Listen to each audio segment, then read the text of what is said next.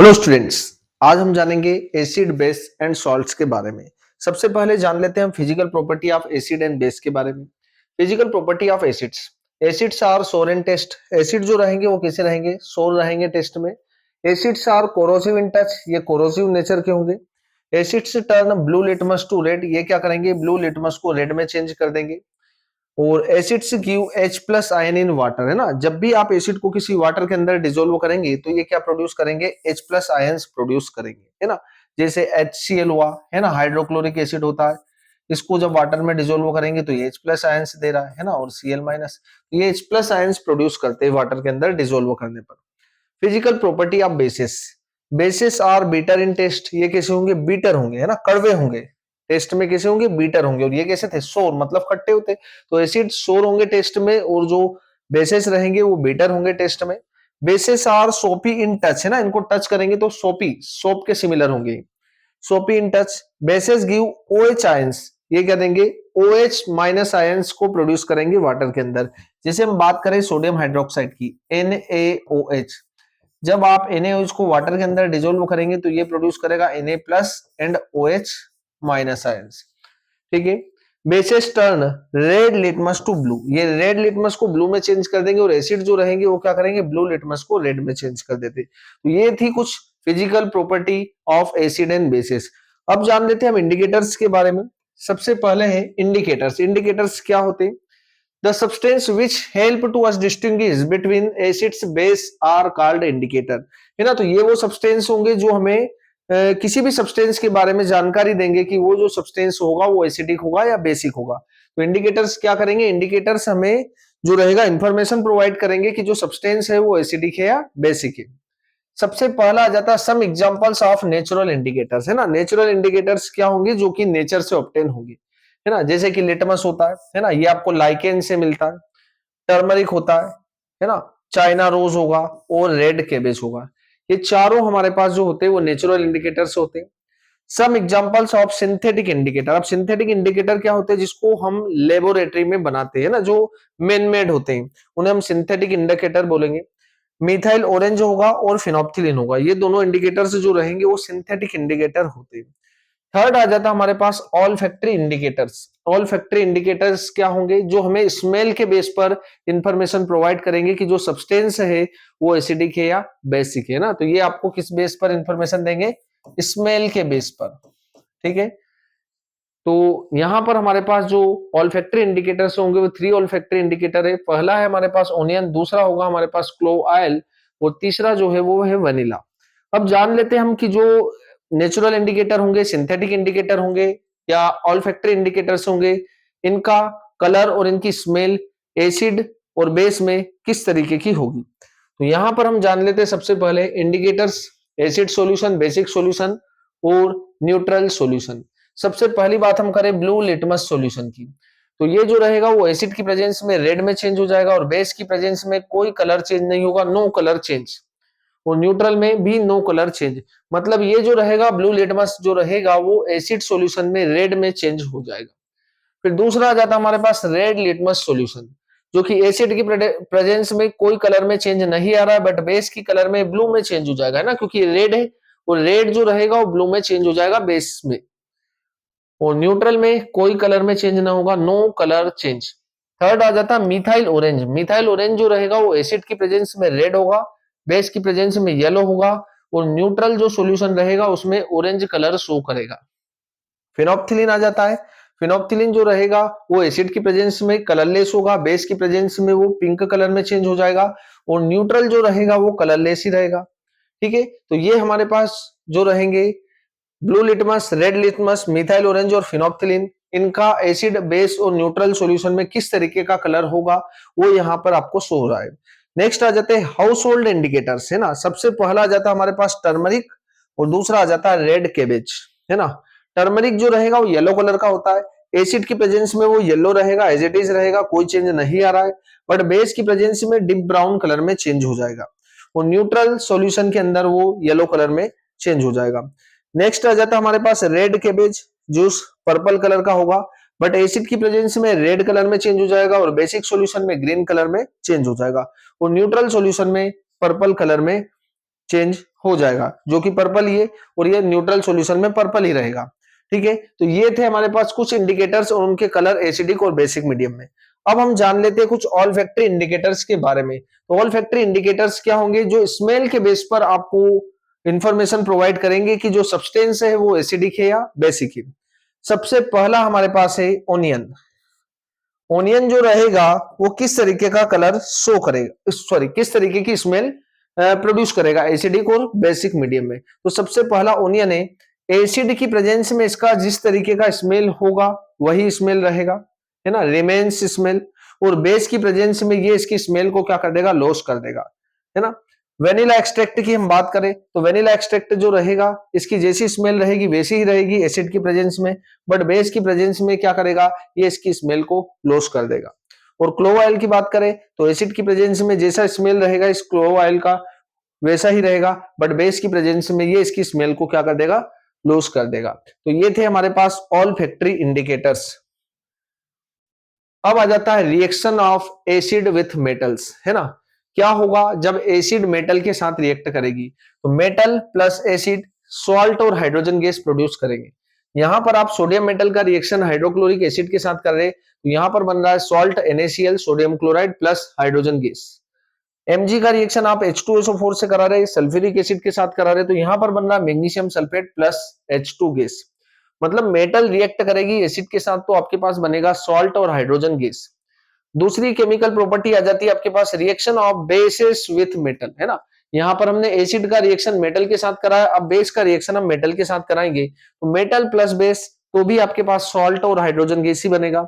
Zinc का reaction आप करा रहे किसके साथ? NaOH के साथ, तो यहां पर आपके पास बन रहा Na2ZnO2, इसे हम बोलते हैं सोडियम जिंकेट, है ना, यहां पर लिखा है सोडियम जिंकेट, और यहां से भी हाइड्रोजन गैस रिलीज होती है।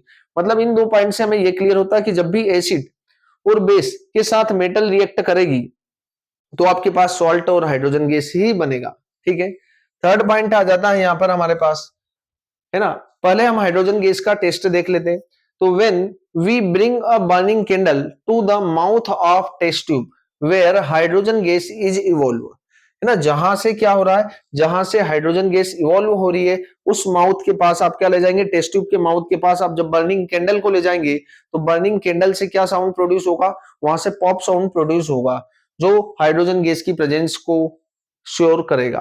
ठीक है, तो यहां पर when when we bring a burning candle to the mouth of test tube where hydrogen gas is evolving it burn with pop sound, तो वहां से क्या होगा?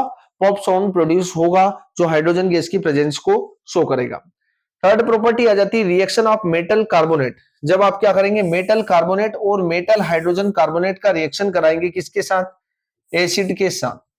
मेटल कार्बोनेट और मेटल हाइड्रोजन कार्बोनेट, आप चाहे मेटल कार्बोनेट का रिएक्शन या मेटल हाइड्रोजन कार्बोनेट का रिएक्शन कराएंगे, है ना। मेटल बाइकार्बोनेट को आप मेटल हाइड्रोजन कार्बोनेट भी बोल सकते हैं। एसिड से कराएंगे तो आपके पास बनेगा सॉल्ट, वाटर और कार्बन डाइऑक्साइड। यहां पर हमने लिया सोडियम कार्बोनेट, इसका रिएक्शन हाइड्रोक्लोरिक एसिड के साथ करा रहे, तो यहां पर हमारे पास बन रहा NaCl plus H2O plus CO2। ऐसे ही हमारे पास है सोडियम हाइड्रोजन कार्बोनेट, इसका रिएक्शन HCl के साथ कराएंगे, यहां पर हमारे पास बन रहा है NaCl plus H2O plus CO2।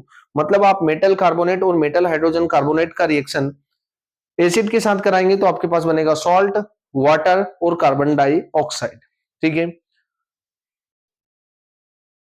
अब यहां पर से जो कार्बन डाइऑक्साइड बन रहा है ना, यहां पर हमने क्या किया? मेटल कार्बोनेट और मेटल हाइड्रोजन कार्बोनेट का रिएक्शन एसिड के साथ करा रहे, तो यहाँ पर सॉल्ट, वाटर और कार्बन डाइऑक्साइड बन रहा है। तो ये जो कार्बन डाइऑक्साइड बन रहा है इसका टेस्ट किस तरीके से करेंगे हम यहाँ, है ना। This CO2 gas turn lime water, है ना, जो CO2 गैस रिलीज होगी जब आप इसे लाइम वाटर से या स्लैग लाइम से क्या करेंगे? पास करेंगे, तो उसका कलर जो हो जाएगा किसका? Milky. When passed through it, जब आप कार्बन डाइऑक्साइड को किससे? स्लैग लाइम से पास करेंगे, यहाँ पर है ना कार्बन डाइऑक्साइड और स्लैग लाइम रिएक्ट करेंगे तो आपके पास जो मिल्की कलर जो होगा, मिल्की कलर शो होगा, है ना, वो किसका होगा? कैल्शियम कार्बोनेट का होगा। ठीक है, कैल्शियम कार्बोनेट प्लस वाटर, और calcium carbonate plus CO2 plus H2O, तो आपके पास बन जाएगा कैल्शियम हाइड्रोजन कार्बोनेट। ठीक है, लाइमस्टोन का यूज, जो लाइमस्टोन फॉर्म हो रहा है, लाइमस्टोन का यूज क्या होगा? चाक में होगा, मार्बल में होगा, और डिफरेंट फॉर्म कैल्शियम कार्बोनेट्स, है ना। तो हम क्या कर रहे हैं यहाँ पर? जब कार्बन डाइऑक्साइड गैस को आप स्लेग्ड लाइम से पास करेंगे तो आपके पास कैल्शियम कार्बोनेट फॉर्म होगा जो कि मिल्की कलर का होगा। और जब आप एक्सेस में कार्बन डाइऑक्साइड को उससे पास करेंगे तो यहां से जो रहेगा मिल्कीनेस जो रहेगी वो डिसअपेयर हो जाएगा।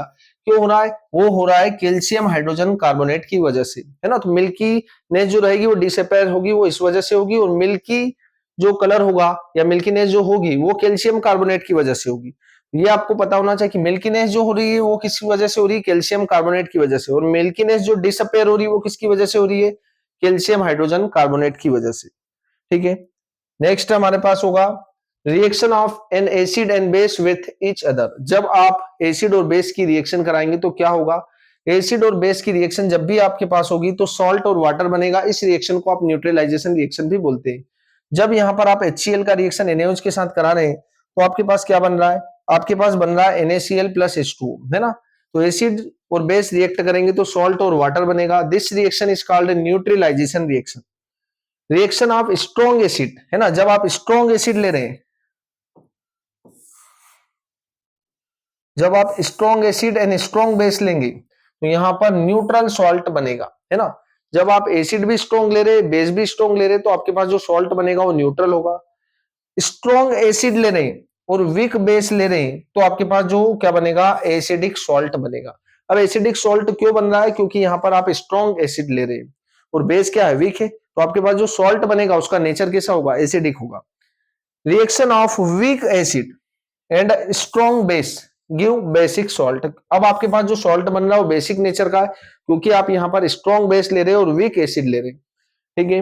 Metallic oxide are basic in nature. याद रखें आपकी जो मेटेलिक ऑक्साइड होते हैं जैसे MgO,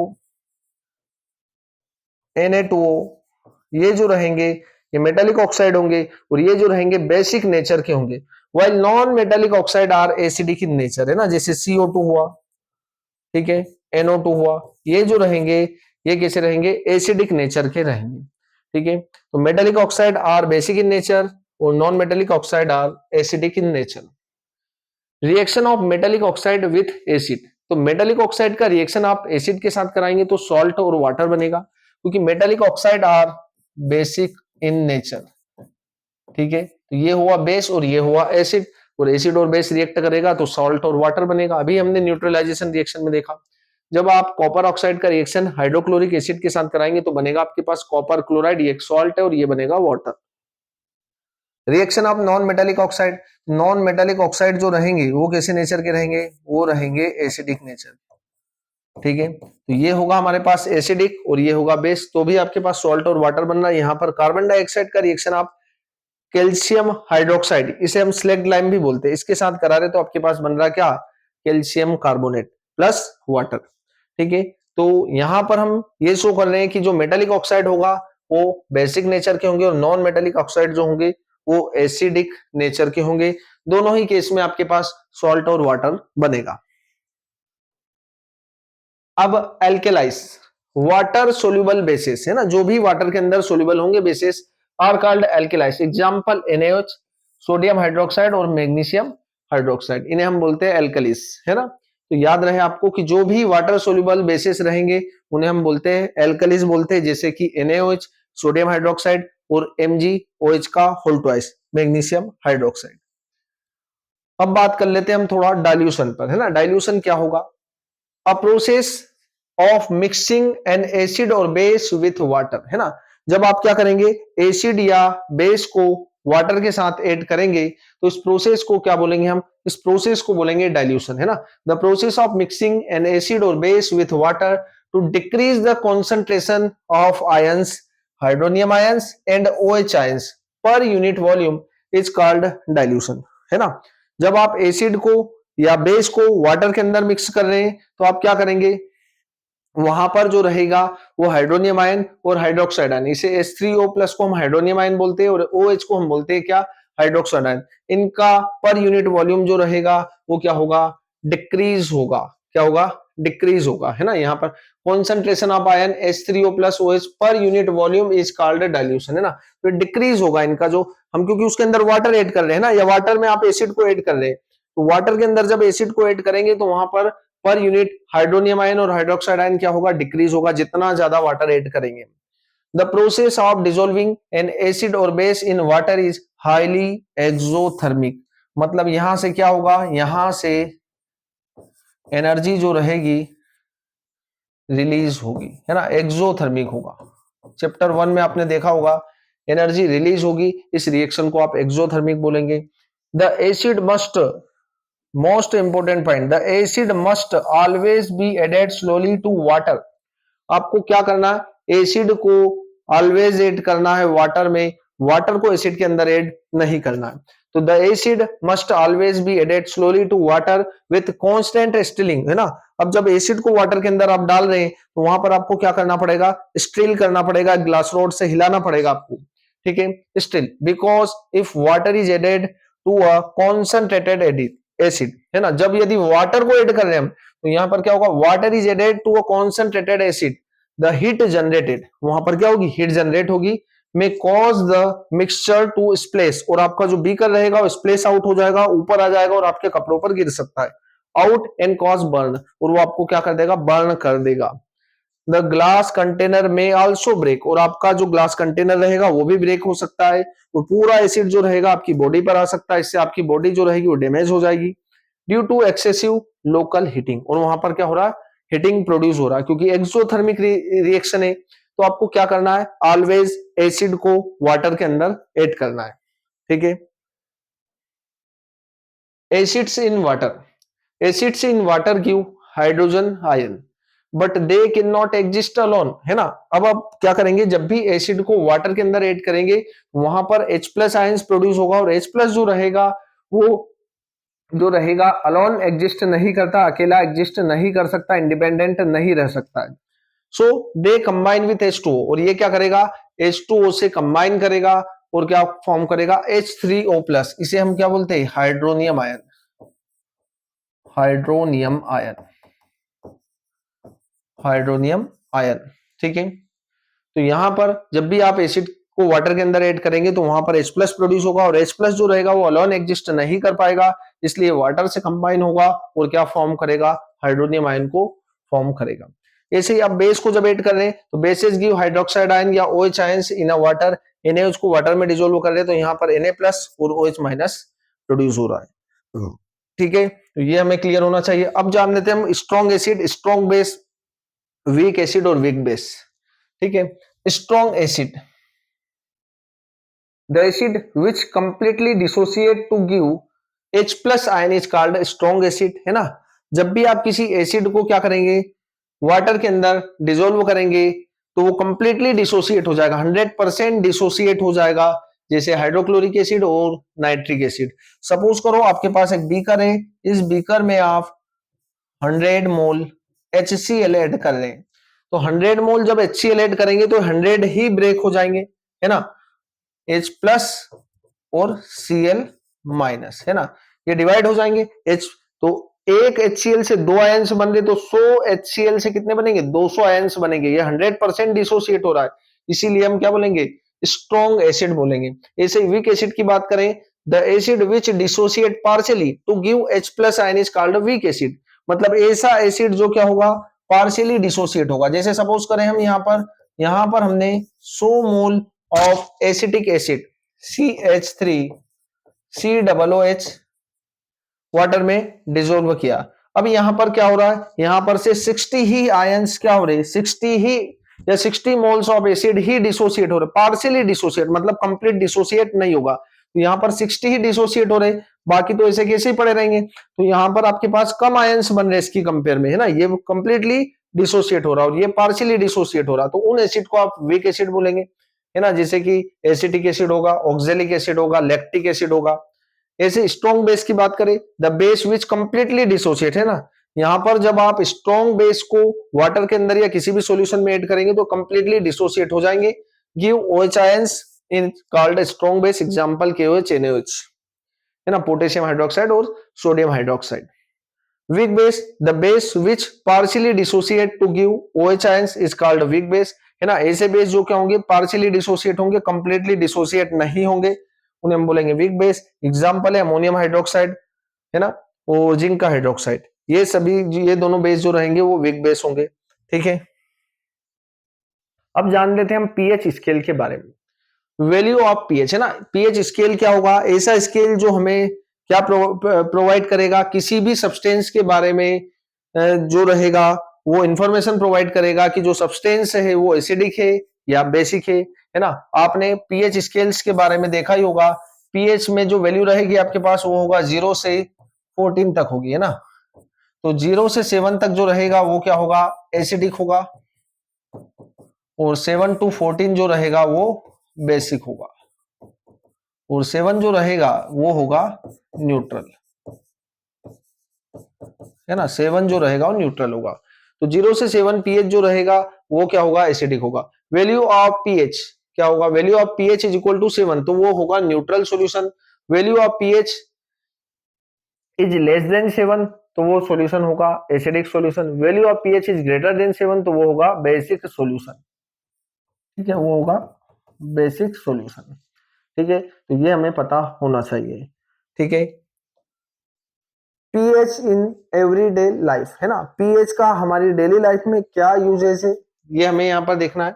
our body work in the pH range 7 to 7.8 pH, मतलब हमारा बॉडी जो रहेगा वो 7 पीएच से 7.8 पीएच पर अच्छे से वर्क करेगी। ठीक है, तो हमारा बॉडी जो रहेगा 7 से लेकर 7.8 पीएच पर बहुत बेस्ट तरीके से जो रहेगा वर्क करेगा। नेक्स्ट पॉइंट है, when pH of rain water is less then 5.6 it is called acidic rain. जब जो रेन रहेगी उसका पीएच रहेगा 5.6 से कम हो जाएगा तो वो एसिडिक रेन होगी, और एसिडिक रेन की वजह से हमारा क्या होगा, जो क्रॉप्स रहेगी वो भी अफेक्टेड होगी, बिल्डिंग्स रहेगी वो भी अफेक्ट होगी, और एक्वेटिक लाइफ रहेगी वो भी अफेक्ट होगी। तो ये हमें पता होना चाहिए। Tooth decay start when the pH of mouth is lower than 5.5, जब हमारे माउथ का पीएच 5.5 से कम हो जाएगा तो हमारे टूथ रहेंगे या हमारे दांत जो रहेंगे वो क्या हो जाएंगे, सड़ना चालू हो जाएंगे, सड़ना स्टार्ट हो जाएंगे।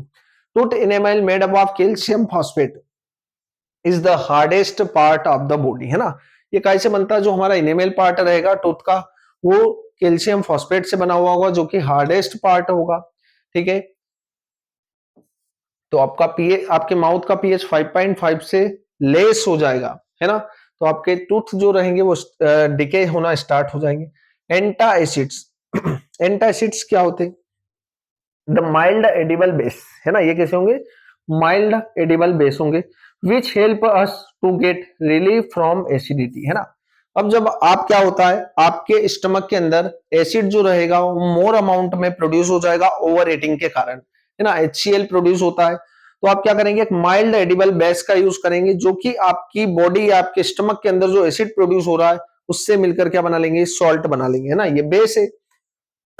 सॉरी, बेस और एसिड आपस में मिलेंगे तो क्या होगा, सॉल्ट बनेगा, न्यूट्रलाइजेशन रिएक्शन होगी। ठीक है, excess acid produce in the stomach is known as the antacid, है ना। तो ये क्या करेंगे, जो एडिबल बेस रहेंगे वो एंटा एसिड की तरह बिहेव करेंगे, और ये आपकी स्टमक के अंदर जो एसिड बन रहा है उससे रिएक्ट करके एक सॉल्ट बनाएंगे, न्यूट्रल बना देंगे। एग्जाम्पल है मिल्क ऑफ मैग्नीशिया MgOH का होल ट्वाइस और बेकिंग सोडा, ये दोनों क्या होते हैं, एंटा एसिड की तरह बिहेव करते हैं। तो ये थे हमारे पास पीएच इन एवरीडे लाइफ। अब आ जाते हैं कॉमन सॉल्ट्स के बारे में। सबसे पहला हमारे पास सॉल्ट है वो है सोडियम क्लोराइड। क्या है, सोडियम क्लोराइड। केमिकल फार्मूला होगा NaCl। अब आपको पता है NaCl कब बनता है, जब HCl का रिएक्शन NaOH के साथ कराते हैं, मतलब हाइड्रोक्लोरिक एसिड का रिएक्शन सोडियम हाइड्रोक्साइड के साथ कराएंगे तो हमारे पास बनेगा NaCl प्लस H2, है ना। तो ये होगी एक न्यूट्रलाइजेशन रिएक्शन, और यहां पर आपके पास बन रहा है sodium chloride NaCl। It is used to add a taste in food, है ना, आप इसका यूज आपके फूड को टेस्टी बनाने के लिए करते हैं, है ना। किचन में हमने देखा होगा व्हाइट कलर का क्रिस्टली पाउडर होता है।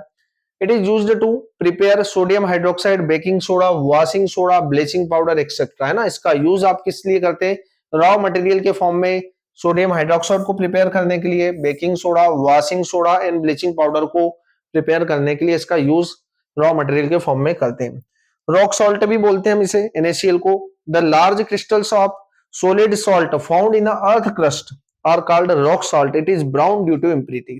और जब आप इसे अर्थ क्रस्ट से या सी वाटर से ऑब्टेन करेंगे तो इसका जो कलर होगा वो कैसा होगा, ब्राउन होगा। क्यों होगा ब्राउन, क्योंकि इसमें इंप्योरिटीज प्रेजेंट होगी। फिर इसको आप रिफाइन करेंगे तब आपको जो कलर मिलता है इसका व्हाइट मिलता है। सेकंड सॉल्ट आ जाता है हमारे पास सोडियम हाइड्रोक्साइड NaOH। इसका प्रिपरेशन कैसे करते हैं? इसका प्रिपरेशन आप क्लोर एल्काली प्रोसेस के थ्रू करते हैं, ठीक है। When electricity is passed through an aqueous solution of NaCl, जब आप क्या करेंगे NaCl के NaCl सॉल्यूशन को आप बोलते हैं ब्राइन सॉल्यूशन, इसका जो सैचुरेटेड सॉल्यूशन होगा उससे जब आप इलेक्ट्रिसिटी को पास करेंगे इट डिकम्पोजेज, और तब क्या हो जाएगा NaCl ब्रेक हो जाएगा, डिकम्पोज हो जाएगा to form sodium hydroxide and hydrogen gas, है ना। यहाँ पर हाइड्रोजन गैस भी बनेगी एंड क्लोरीन गैस भी बनेगी, है ना। हाइड्रोजन गैस और क्लोरीन गैस भी फॉर्म होगी। This process is called chlor alkali process. Chlor इसलिए बोल रहे हैं क्योंकि यहाँ पर क्लोरीन गैस फॉर्म होगी, और एल्काली इसलिए बोल रहे हैं क्योंकि यहाँ पर NaOH फॉर्म होगा, है ना। NaOH is a basic salt, sorry Na is a base which dissolve in a water, तो ये वाटर में डिजोल्व होगा तो ये क्या फॉर्म करेगा? एल्काली फॉर्म करेगा, है ना। एक सॉल्यूशन फॉर्म करेगा जो बेसिक नेचर का हो। Chlorine gas is released at anode, तो जो क्लोरीन गैस बनेगी वो कहां पर बनेगी? एनोड के ऊपर बनेगी। And hydrogen gas at the cathode, और हाइड्रोजन गैस कहां पर फॉर्म होगी? कैथोड पर। Sodium hydroxide solution is formed near the cathode, है ना। सोडियम हाइड्रोक्साइड का सॉल्यूशन जो बनेगा वो कहां पर बनेगा? कैथोड के नियर फॉर्म होगा। क्लोरीन गैस एनोड पर बनेगी, हाइड्रोजन गैस कैथोड पर बनेगी, और सोडियम हाइड्रोक्साइड जो बनेगा वो नियर द कैथोड फॉर्म होगा। अब इसके यूजेस देख लेते हैं अपन। uses, it is used in a paper making industry, it is used in the preparation of soap and detergent। तो इसका यूज आप कहां पर करते हैं? पेपर मेकिंग इंडस्ट्री में करते हैं, और सोप और डिटर्जेंट की इंडस्ट्री में भी इसका यूज करते हैं। नेक्स्ट होता है bleaching powder, calcium oxychloride CaOCl2, है ना। इसका केमिकल फार्मूला होगा CaOCl2, केमिकल नेम होगा कैल्शियम ऑक्सीक्लोराइड, प्रिपरेशन होगा कैल्शियम हाइड्रोक्साइड प्लस क्लोरीन, इसे हम बोलते हैं स्लैग लाइम। जब स्लैग लाइम से आप क्लोरीन गैस को फ्लो करेंगे तो आपके पास बनेगा कैल्शियम ऑक्सीक्लोराइड, इसे हम ब्लीचिंग पाउडर बोलेंगे, प्लस वाटर, ठीक है। Uses, it is used for bleaching cotton and linen in the textile industry, तो इसका यूज आप टेक्सटाइल इंडस्ट्री में किसके लिए करेंगे? ब्लीचिंग ऑफ कॉटन और लिनन, ठीक है। It is used for bleaching wood pulp in a paper factory, है ना। तो वुड पल्प और पेपर फैक्ट्री में भी इसका यूज होगा ब्लीचिंग के लिए। It is used for bleaching washed cloth in laundry, है ना। तो जो लॉन्ड्रीज होगी वहां पर भी इसका यूज होगा। It is used as the oxidising agent में केमिकल इंडस्ट्री, किसी केमिकल इंडस्ट्री में इसका यूज ऑक्सीडाइजिंग एजेंट में भी होगा। It is used for disinfecting drinking water to make it free of germs, है ना। तो इसका वाटर को प्यूरिफिकेशन में भी इसका यूज होता है, ठीक है। नेक्स्ट हमारे पास आता है बेकिंग सोडा। बेकिंग सोडा का फॉर्मूला होगा NaHCO3। It is mild edible non corrosive base, तो ये बेसिक नेचर का होगा, नॉन कोरोसिव होगा, एडिबल होगा, मतलब इसको हम ईट कर सकते हैं। केमिकल फॉर्मूला होगा NaHCO3, chemical name sodium bicarbonate, इसका केमिकल नेम होगा सोडियम बाइकार्बोनेट। प्रिपरेशन क्या होगा? जब आप NaCl H2O CO2 और NH3 इन सभी का रिएक्शन कराएंगे तो आपके पास बनेगा अमोनियम क्लोराइड प्लस NaHCO3 है ना। तो यहां पर हमारे पास बन रहा है NaHCO3। When NaHCO3 is heated, जब आप क्या करेंगे? इसे हीट करेंगे तो आपके पास बनेगा Na2CO3 H2 और CO2, है ना। During cooking following reaction takes place, तो आप क्या कर रहे हैं? NaHCO3 को हीट कर रहे हैं, है ना। जब आप कुकिंग कर रहे हैं तब हीट करेंगे इसे, तो यहां पर क्या होगा? जब हीट करेंगे तो यहां पर बनेगा Na2CO3 H2O और CO2, ठीक है। इसका usages, it is used in making tasty and crispy pakoras, है ना। इसका यूज क्रिस्पी और टेस्टी पकौड़ा में हम करते हैं। It is used for faster cooking, है ना। फास्टर कुकिंग में यूज करते हैं हम, जब खमंड या कोई भी फूड आइटम हम जब बनाते हैं तब इसका यूज फास्टर कुकिंग के लिए हम इसका करते हैं, ठीक है। It is used as the an antacid, है ना। एंटा एसिड क्या होते हैं? जो हमारे स्टमक के अंदर जो एक्सेस एसिड प्रोड्यूस होगा उसको क्या करते हैं? न्यूट्रल बनाते हैं। It is used in a soda acid fire extinguisher, है ना। इसका यूज अपन फायर एक्सटिंग्यूशर में भी करते हैं, आग बुझाने के लिए। It is used for making for baking powder, इसका यूज अपन बेकिंग पाउडर में भी करते हैं। तो ये होता हमारे पास बेकिंग सोडा। अगला आ जाता है baking powder. It is mixture of baking soda in mild edible acid such as tartaric acid, है ना। ये होता हमारे पास baking powder. When baking powder is heated, following reaction takes place. NaHCO3 plus H plus CO2 plus H2O plus sodium salt of acid, example NaHCO3 plus CH3 CH2 COOH, ये आपका है। ठीक है, ये आपके पास है क्या, एसिड CH3 CH2 COOH, इसे हम बोलते हैं प्रोपेनोइक एसिड सॉरी। और ये आपके पास है NaHCO3। तो जब आप NaHCO3 का रिएक्शन करा रहे हो CH3 CH2 COOH के साथ, तो आपके पास क्या बन रहा है, ये बन रहा है आपके पास बेस, सॉरी आपके पास बन रहा सॉल्ट, कार्बन डाइऑक्साइड और वाटर। ये आपका होगा एसिड और ये होगा आपका बेस। ठीक है, एसिड है ना, ये एसिड है और ये क्या आपका बेस है। ठीक है, या आप इसे बोल सकते हैं क्या, आप इसे बोल सकते हैं मेटल हाइड्रोजन कार्बोनेट, है ना, यहां पर अपन लिख सकते हैं मेटल हाइड्रोजन कार्बोनेट, है ना, ये metal hydrogen sodium hydrogen carbonate है। तो मेटल हाइड्रोजन कार्बोनेट का रिएक्शन आप करा रहे हो किसके साथ, एसिड के साथ। अभी हमने देखा था metal hydrogen carbonate react with acid to form a salt, ये रहा आपके पास सॉल्ट, है ना, इसे हम बोलेंगे क्या, सोडियम प्रोपेनोइट, क्या बोलेंगे, सोडियम प्रोपेनोइट। तो ये बन रहा आपके पास सॉल्ट, वाटर और कार्बन डाइऑक्साइड। तो जब आपका मेटल हाइड्रोजन कार्बोनेट रिएक्ट करता है एसिड के साथ तो बनता है सॉल्ट, कार्बन डाइऑक्साइड और वाटर। यूजेस की हम बात करें तो CO2 produced in this reaction is used for making bread and cake soft and spongy. तो इसका यूज आप ब्रेड और केक इंडस्ट्री में करते हैं।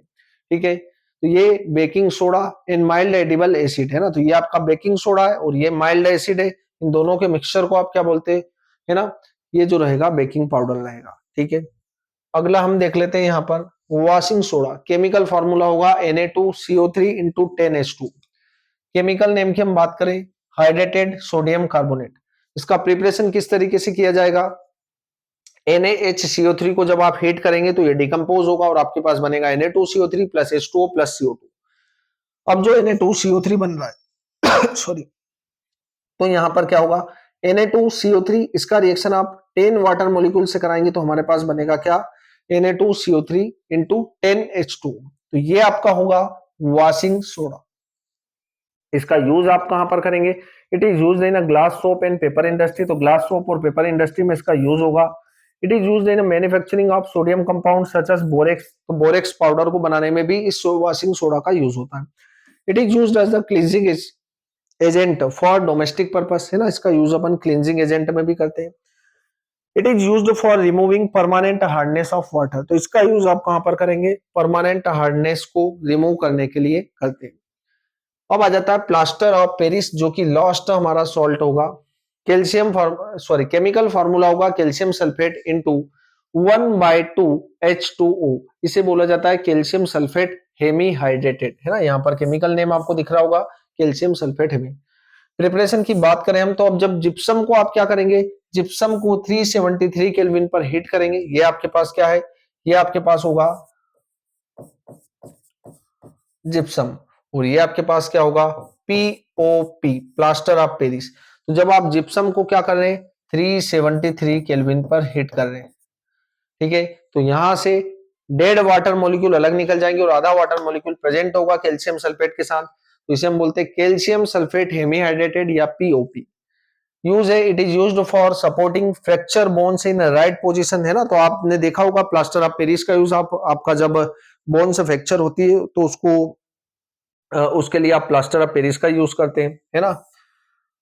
When plaster of Paris is mixed with water it change to the gypsum, है ना, जब आप प्लास्टर ऑफ पेरिस को वाटर के साथ ऐड करेंगे तो जिप्सम में चेंज हो जाएगा। ठीक है, यहाँ पर आपको दिख रहा होगा ये आपका प्लास्टर ऑफ पेरिस है और ये आपका वाटर मॉलिक्यूल है, तो यहाँ पर आपके पास फिर से जिप्सम फॉर्म हो जाता है।